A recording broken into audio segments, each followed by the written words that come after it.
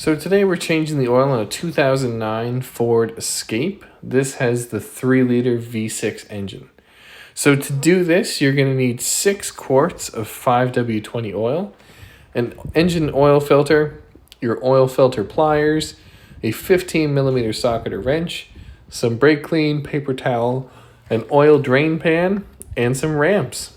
And let's get started. So the first thing you're going to do is remove the oil fill cap and set that aside. I like to just put it on top of the engine so I don't lose it.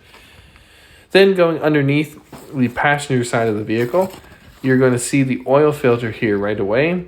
Now when I did this, it was super hot and the oil drained really quickly, but it's really hot. And right behind that is your 15mm oil drain bolt. So first off, remove the oil filter. Again, be careful, it's probably hot.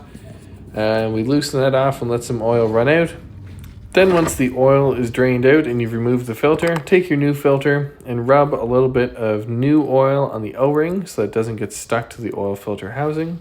Then you can reinstall the oil filter. Now, just like our other videos, you're going to spin this filter on until it's snug against the base, and then you're going to give it an extra 1/2 to 3/4 of a turn, and that's all the O-ring needs to be seated properly and come off easily the next time.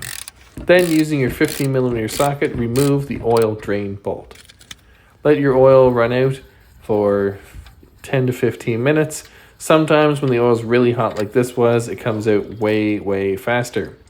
This drain bolt also includes a small rubber gasket, which I did not replace this time.